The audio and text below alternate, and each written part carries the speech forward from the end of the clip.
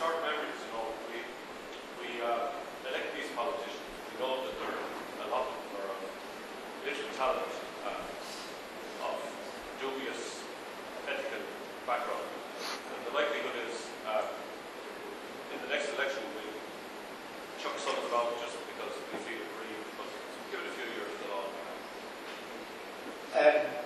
Well, I mean, you're right. We did, not all of us, but by and large, you know, we have to really examine ourselves collectively. Actually, you're absolutely right, because without letting the bankers and the property developers and the politicians off the hook at all, you know, there was a collective consensus that these people were okay, or rather that it didn't matter what they were doing so long as the money kept rolling in. And I think as an electorate, we showed incredible tolerance. I mean, it is astonishing. Last year, so never mind like during the good years, but last year when everything had come falling down, you know, 2 convicted fraudsters were elected in the local elections in Ireland. 2 convicted fraudsters. Now, we're talking about a society where convicted fraudster is almost an oxymoron. It's very hard to get convicted, you know, as a fraudster. So they're a rare species, you know. And we actually elected 2 guys who had actually gone to jail for fraud. In one case, the guy had failed to get elected before he was convicted, and got elected with a huge vote after he was convicted. You know, and there is a huge tolerance among us for criminality of that kind, and certainly for nods and winks and pulling strokes. The other guy who got elected is called Stroke Fatty. I would have thought the name was a bit of a clue. You know. Stole money from the county council, the great county councils which he was being elected. You know? And the responsible people was, well, he's very good to his mother. So yeah, I mean, you know, we have to. Nothing is going to change unless we ourselves change in terms of the standards that we apply. Thank you. Finally, do you think there'll be any bankers or anybody at the top of jail when it's all said and done and the Irish Bank? Well, I have to say. I remain very sceptical. You know, we have no evidence from the past that any of these people ever go to jail. Michael McDowell once asked a question in relation to the Beef Tribunal, you know, in the Dáil. He said, will any of these people ever hang their Armani jackets on the back of the cell door in Joy? And we all knew it was a rhetorical question, to which the answer was no. And they didn't. And they, you know, we've had, the experience we've had to date is that these people don't go to jail. It will be a really important breakthrough if some of them do. And I do think, I mean, I have real confidence in Paul Appleby, you know, who's the Director of Corporate Enforcement. I think he's a decent person. I think he's really trying his best. But whether we have the capacity in our legal system to convict these people, and whether there's the actual public will to see these people go to jail, the public will is there, but I mean, the sort of political will, if you like, in terms of creating the context in which that kind of punishment is possible, I remain very sceptical, so I believe it when I see it.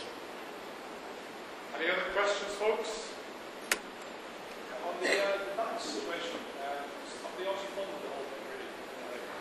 What's your thoughts on the nationalization of the banks? Because we stuck to the past that they will keep losing the profit net, which will cap the banks, which will be left to pay the costs. Should they just go ahead and nationalise or take a percentage? Yeah, I mean, the question was about nationalising the banks. I mean, it seems to me that there's sort of 2 things. One is that 2 parts of the Irish banking system were entirely toxic, and the only rational government response when this thing started to fall apart was to run as far away as possible from those institutions, let them go, you know, whatever the cost, because they are corrupt, they are absolutely toxic institutions, and that was Anglo-Irish Bank and Nationwide. To actually embrace those institutions, I mean, the irony that the one we nationalised was Anglo, you know, is just grotesque. This extraordinary institution, which is a dead bank. You know, I mean, even in economic terms, even if you follow that argument that we need to shore the banks because they lend into the society, which of course isn't happening, Anglo will never lend a penny to anybody ever again. You know? And we are going to put about 30 billion of public resources into the black hole at some point. I mean, just think about that. Think about the pain of 4 billion in cuts in the budget. You know, or also think about what could you do with 30 billion? What could you do with 30 billion investments in our society at the moment? I mean, you could build high-speed broadband, a really proper high-speed broadband network for about 5 billion. You know? but instead we're putting this money into Anglo. So I think that's a disastrous decision, and I think it's politically motivated. I think it's not accidental that Anglo, was the sort of banking arm between the fall. That's why they're embracing it. But in general about nationalisation, I think we probably had to nationalise, certainly Bank of Ireland and Allied Irish, because they probably are, for good or ill, systemic to the economy. And what we've got instead of actually just doing that, and as you say, sorting out the good assets from the bad and trying to run them in the public interest in some way, what we've done is we have this ideological opposition to nationalisation. And so they're putting vast amounts of money in to avoid nationalisation. And they're going to end up nationalising them anyway. They will end up in public ownership. I can guarantee you that. Because they have no money. And they're not this myth that they're going to raise money on the stock exchange. Who's going to invest in them? Nobody is. So they're going to end up being nationalised anyway, after we've spent a fortune trying to avoid the nationalisation. If we'd actually nationalised them in the first place, I mean, there was a lot of talk about the Swedish model, and you heard sort of all the, football politicians and everybody else talking about, we're going to do what the Swedes did, which was setting up NAM. The Swedes didn't set up NAM. What the Swedes did, when they had this very similar banking crisis in the early 1990s, they went in, they nationalised all the banks. They got rid of the entire top layer of management. It didn't matter if you were there at the time that this disaster was happening, you weren't fixing running a bank and you were out. And they then sort of rigorously separated out the good assets from the bad assets and tried to run it that way. And you didn't get into this whole thing about NAM, which was trying to value the assets. It didn't matter what the assets, how you valued them, because you were nationalising it anyway. And then, over time, they eventually, over a period of 10 years, they were able to sell those institutions back into the public institutions. Now, it cost money. It wasn't a free ride. But it cost an awful lot less than it's going to cost us. At least they kind of faced up to it in a decisive way. I mean, our thing of, for purely ideological purposes, being terrified of nationalisation seems to me to be a real derogation of responsibility. There's still this myth somehow that the market is going to sort all this out. The market is not going to sort it out.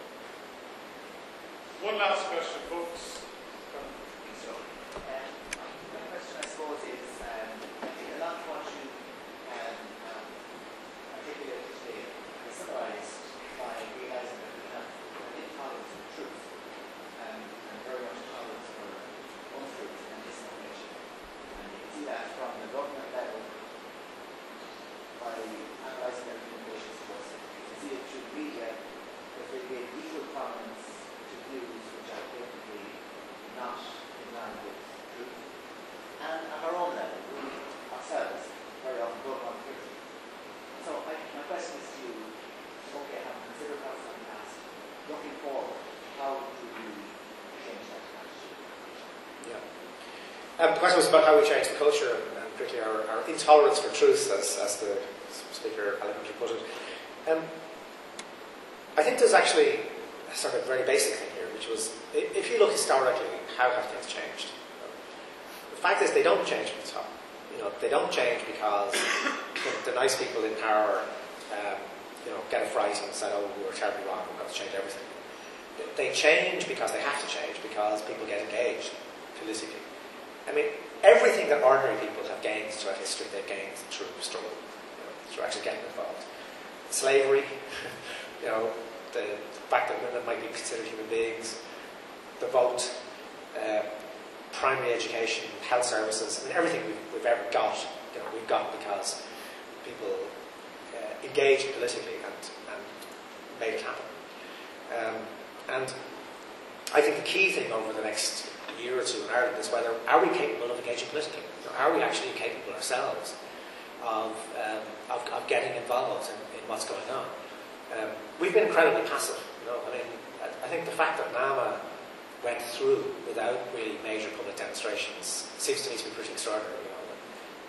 This grotesque policy, really, of handing on all of the bill for this incredible recklessness and in some cases criminality, not just to us but to our children. The fact that that's been allowed to happen, I think, suggests an extraordinary passivity. And that passivity, I think, is rooted in fatalism. We don't believe that things can get better. We take the stuff that's going. And I think the only way in which we're going to change that is actually by active engagement. I don't know how you felt, but I felt kind of ashamed when people in Greece were chanting on the streets, we are not Ireland. You can't do this to us, we're not Ireland. Greeks have their own